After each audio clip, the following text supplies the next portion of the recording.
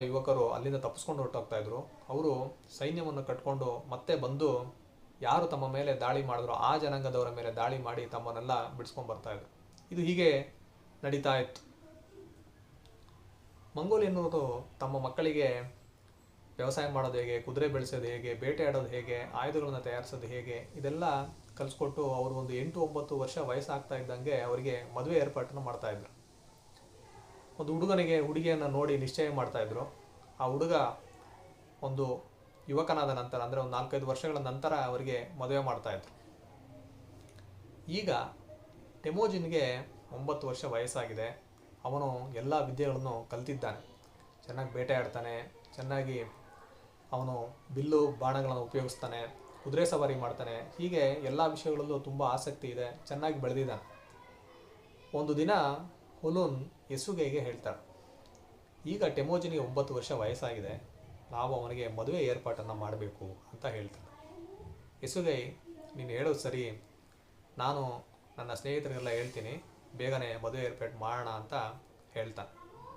ಆಗ ಹೋಲೂನ್ ಹೇಳ್ತಾಳೆ, ನನ್ನದೊಂದು ಸಲಹೆ ಇದೆ. ಏನು ಅಂದರೆ, ನೀವು ನನ್ನ ಮೆರ್ಕಿಟ್ ಜನಾಂಗದವರಿಂದ ಅಪಹರಿಸಿಕೊಂಡು ಬಂದ ಮೇಲೆ ನಮ್ಮ ಹಾಗೂ ಅವರ ಸಂಬಂಧ ಹಾಳಾಗಿದೆ. ಆದ್ದರಿಂದ ನಾವು ನಮ್ಮ ಮಗನಾದ ಟೆಮೋಜಿನ್ಗೆ ಮೆರ್ಕಿಟ್ ಜನಾಂಗದ ಒಂದು ಹುಡುಗಿಯನ್ನೇ ಮದುವೆ ಮಾಡಿಸಿದ್ರೆ ಈ ಸಂಬಂಧವನ್ನು ನಾವು ಸರಿ ಮಾಡ್ಬೋದು ಅಂತ ಸಲಹೆ ನೀಡ್ತಾಳೆ. ಯಸುಗೈಗೆ ಅದು ಸರಿ ಅಂತ ಅನಿಸುತ್ತೆ. ಅವನು ಒಪ್ಕೊಳ್ತಾನೆ. ಅವನು ಹೇಳ್ತಾನೆ, ನಾಳೆನೇ ನಾನು ಮೆರ್ಕಿಟ್ ಜನಾಂಗದವ್ರನ್ನ ಭೇಟಿ ಮಾಡಿ ಮದುವೆ ಏರ್ಪಾಟನ್ನು ಮಾಡ್ತೀನಿ ಅಂತ ಹೇಳ್ತಾನೆ. ಮಾರನೇ ದಿನ ಯಸುಗೈ, ಟೆಮೋಜಿನ್ ಮತ್ತು ಇನ್ನೂ 4 ಸೈನಿಕರು ಮೆರ್ಕಿಟ್ ಜನಾಂಗದವ್ರನ್ನ ಭೇಟಿ ಮಾಡೋದಕ್ಕೆ ಹೊರಡಲು ಸಿದ್ಧರಾಗಿದ್ದಾರೆ. ಆಗ ಹೋಲೂನ್ ಬಿಡಾರದಿಂದ ಹೊರಗಡೆ ಬರ್ತಾಳೆ. ಅವ್ರ ಕೈಯಲ್ಲಿ ಒಂದು ಮರದಿಂದ ಆದ ಪಾತ್ರೆ, ಅದರಲ್ಲಿ ನೀರಿದೆ, ಒಂದು ಚಮಚ ತಗೊಂಡಿದ್ದಾಳು. ಅವಳು ಹೊರಗಡೆ ಬರ್ತಾಳೆ. ಕುದುರೆ ಮೇಲೆ ಇರುವಂತಹ ಟೆಮೋಜಿನ್ನ ನೋಡಿ ಹೇಳ್ತಾಳೆ, ಹುಷಾರಾಗಿ ಹೋಗ್ಬಾ ಅಂತ. ಇವರು ಹೊರಡ್ತಾರೆ. ಇವರು ಹೊರಟ ನಂತರ ಆ ಪಾತ್ರೆಯಲ್ಲಿರುವ ನೀರನ್ನು ಚಮಚದಿಂದ ಎತ್ಕೊಂಡು ಆಕಾಶಕ್ಕೆ ಎರಿಸ್ತಾಳೆ. ಅಂದರೆ ಇವರು ಕ್ಷೇಮವಾಗಿ ಹೋಗಿ ಬರಲಿ ಅನ್ನೋದಕ್ಕೋಸ್ಕರ. ಈಗ ಯಸುಗೈ ಮತ್ತು ಟೆಮೋಜಿನ್ ಮತ್ತು ಇನ್ನೂ 4 ಜನ ಪ್ರಯಾಣವನ್ನು ಬೆಳೆಸ್ತಾ ಇದ್ದಾರೆ. ಯಸುಗೈ ಮೆರ್ಕಿಟ್ ಜನಾಂಗಕ್ಕೂ ತಮಗೆ ಇರುವ ಹಗೆತನದ ಬಗ್ಗೆ ತನ್ನ ಮಗನಾದ ಟೆಮೋಜಿನ್ಗೆ ವಿವರವಾಗಿ ಹೇಳ್ತಾನೆ.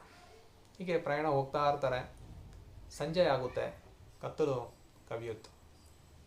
ಆಗ ಯಸುಗೈ ಎಲ್ಲಾದರೂ ನಾವು ಈ ರಾತ್ರಿನ ಕಳಿಬೇಕು ಅಂತ ಯೋಚನೆ ಮಾಡ್ತಾ ಇರಬೇಕಾದ್ರೆ ದೂರದಲ್ಲಿ ಕೆಲವೊಂದು ಬಿಡಾರಗಳು ಕಾಣುತ್ತೆ. ಆಗ ಯಸುಗೈ ಹೇಳ್ತಾರೆ, ಅದು ನನ್ನ ಸ್ನೇಹಿತನಾದ ಡಾಯ್ಸೆಚೆನ್ ಇರುವಂತಹ ಒಂದು ಜಾಗ, ನಾವು ಇವತ್ತು ರಾತ್ರಿ ಅಲ್ಲಿ ಕಳೆಯೋಣ ಅಂದ್ಬಿಟ್ಟು